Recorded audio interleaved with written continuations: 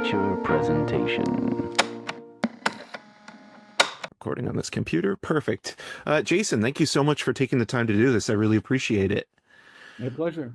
I was thinking about this film in a way that it reminded me a little bit of I Love a Man in Uniform.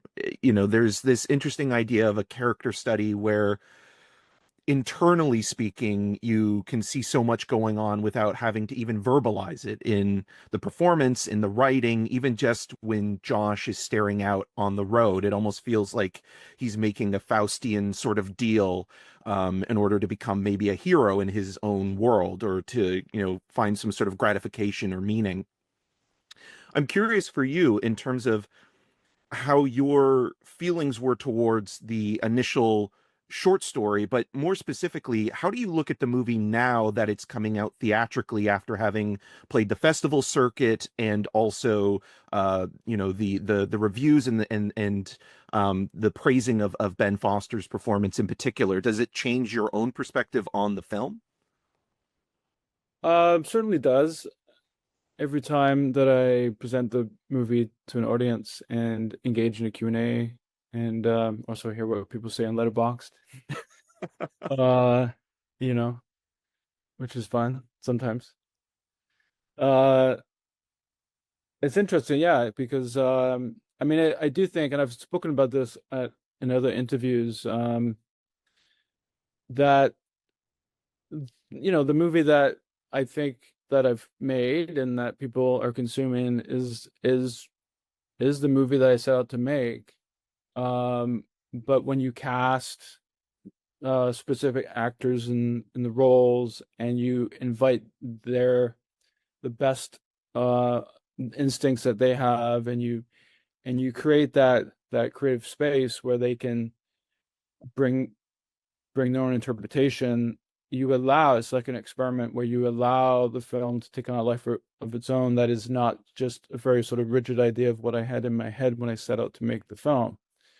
So I think, the film is very much Ben Foster and Ben Foster's interpretation of the role, and also Kobe Smulders, even though it's a supporting role, but also our production designer, our cinematographer, all of those people. But the intentions were there, and where the film ends is a little bit different than what I had scripted, but very happy with that discovery in the post-production, where it felt like, oh, this is going to be a conversation piece. This is going to be something that people can talk about, because it's like, where is this person going to go from here? Where is this character ultimately going to end up? And so it felt like the right note to end this on. And in a way, it seemed like a dark, sort of twisted origin story in a way. Absolutely. Is it important for you, not only as a director, but as a writer, to have those questions to think about through the process of making a film like this? Because you're with it for so long and you're developing something, your first film, Blackbird, was made 13 years ago. And so when you're processing something and working on something, it takes a lot longer than someone sitting in a theater watching, a nearly 2-hour movie and thinking about it afterwards. Were there thoughts that you had about the character's life before the movie began and maybe even after the film finishes? I didn't. I tend not to think too much about backstory of characters. I think just the way that I am as a creative person. Certainly after the movie ends, it's interesting, but in a way, I like to be innocent, like the audience, which is like, I can't pretend to know. Like, I'm gonna really investigate this person's life from this moment to this moment, and maybe he's going to be this after, maybe he's going to do this, maybe he's going to do that. And so I tend to sort of work creatively within the confines of the story that I'm telling. So yeah, no, I wouldn't say that I I knew too much about what Josh was like in university, and I don't pretend to know what he's going to be like in about 5 or 10 years from now. Do Colby Smulders and Ben Foster talk to you at all about backstory, or do they develop anything that they kind of feel that works for them that maybe is separate from what you're doing? Yeah, absolutely. There was a little bit of that in terms of how they would find their way into the characters. Yeah. So we did talk about that a little bit. We only had a couple of days of prep, but we would talk obviously throughout production. And more importantly, I think they had, because when I'm still on set, they're going back to the trailers and so they're going to continue having those conversations and prep for the scenes that we're working on. So yeah, I think, and every actor is different and every actor wants something different. So like for Ben, maybe it's less rooted in the backstory, and for Kobe, maybe more so, just for different people to find their own way in. But I don't actually truly know a lot of that process because that was something that what we weren't talking about on set. Yeah, well, just talking about the production itself, I was listening to a couple older interviews. You mentioned how important it is to consider shooting schedules and giving yourself the time you need. Did you feel as though you had that time and space to shoot? Because the other thing that is really impressive about this movie, and you've talked a lot about this as well in other interviews, is that you shot a large portion of this movie, or maybe all of it, and you can please correct me on this, in Nova Scotia and leased a piece of land and built this house as a set. And does that create a more immersive environment for you and the crew to work on? It did. Yeah. I've also spoken about it as being like my sandbox that I got to play in for 2 months. Yeah, like 'Cause threshold photography. You've mentioned it like that. I thought was really interesting. yeah. Well, just to be able, I mean, first of all, there's an efficiency in being parked in one spot for 20 days of 30 days of shooting, although we did go back and forth a couple times, which helped us with the seasonal change. There's a little bit of seasonal change we were able to capture.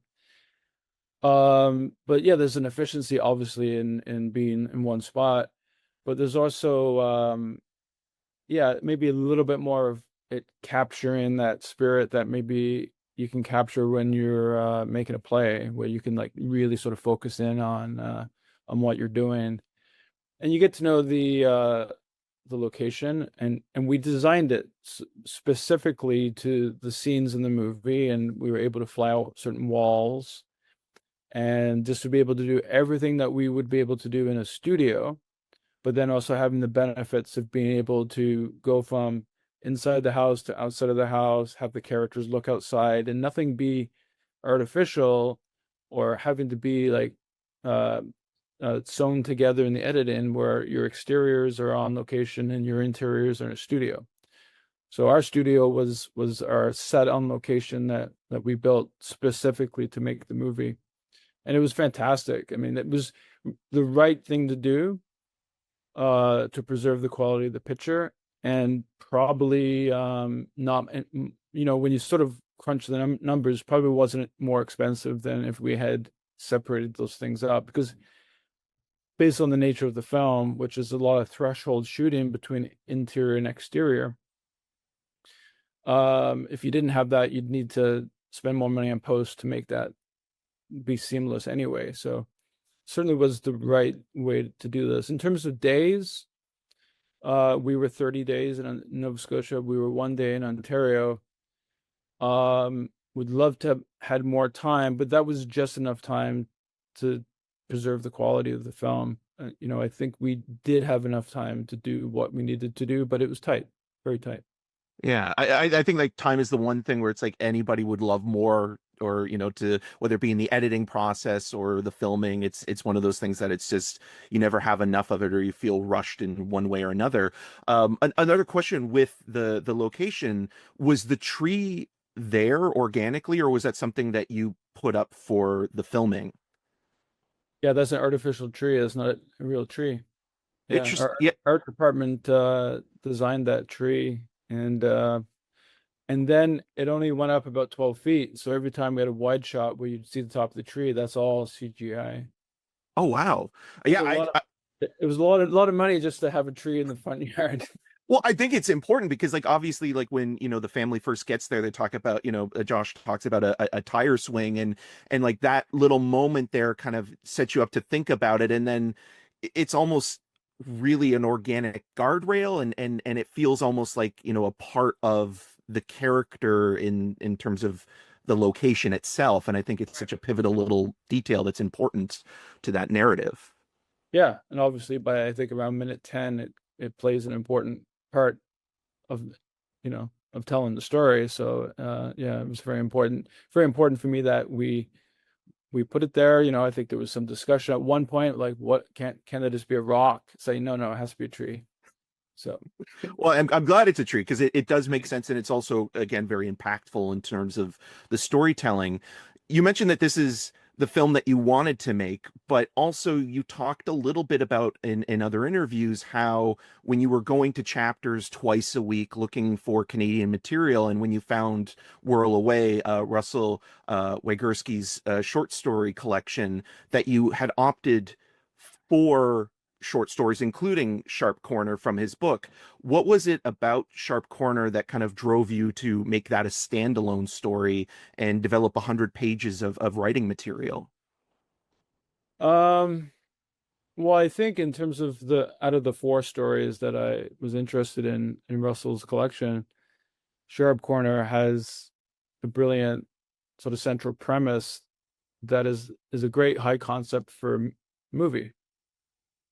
And so that was sort of key to it for me. But I just loved Russell's writing. I loved the character that he created. A man who becomes not turned off by this, but turned on by these the misery of others, if you will, and wants to insert himself into these the scenes of these accidents and try to find purpose in a life where he hasn't found purpose. And so for me, it was all those themes. I was interested in exploring obsession, and this seemed like a perfect vehicle, no pun intended, or to explore that.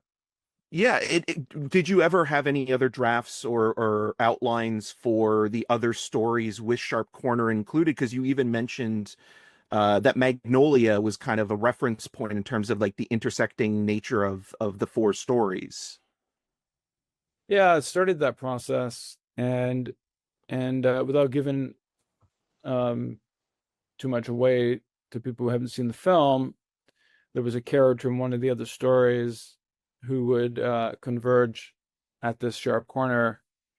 And so that was the idea, that you'd have this convergent story structure where you have a character who wants to be saved and a character who wants to save, and they they converge at the end. And so that was the approach initially. But then when I started really working on the sharp corner aspect of the story, it just became longer. And I think that film, if I had stayed true to what I was interested in on the sharp corner side, would have been, a 4-hour movie, I'm sure.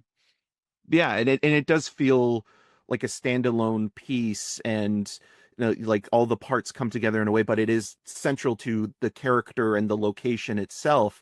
Does expanding upon a short story give you more creative freedom to develop and explore specific aspects that aren't on the page? I think that's true. Yes, I think that's true. Most of the time, because short stories often don't have a 3 act structure, so you can sort of impose your own, and which was the case with Sharp Corner. Um, the character, the way that Ben plays the character at the dinner scene early on in the movie that's pretty much the character that Russell had written. He's somebody who's going to entertain his guests by um, being able to talk about these accidents and talk about his theories about what happened, and that was sort of the character that I wanted to expand upon in the short story. But I think, yeah, short stories do give you that opportunity to expand on the world and give you just like a starting point. Like, even if I was to work on an original, on often, like in the case of Blackbird, that was based on a true story. And so that's a jumping off point. And something I'm working on now is based on a true story, but it's going to be sort of a crime thriller. So it's like using that as a jumping off point, just to have something to start from. Yeah, it feels like, when you're reading something, whether it's a novel or a short. I remember Paul Thomas Anderson, speaking of Magnolia, would talk about with Thomas Pynchon, where it's the things that you remember are the most important to adapt. It's not necessarily, verbatim. Well, I really appreciate you sharing that with me, and taking the time to talk about Sharp Corner. It's a really solid little film, and it really gets under your skin. And I keep thinking about, Ben Foster's performance, but the direction and the location, and it just feels very much alive and in the moment. So, Jason, thank you so much. Really Are you appreciate welcome? it. Yeah. Yeah. Thank you. My Thank you. pleasure.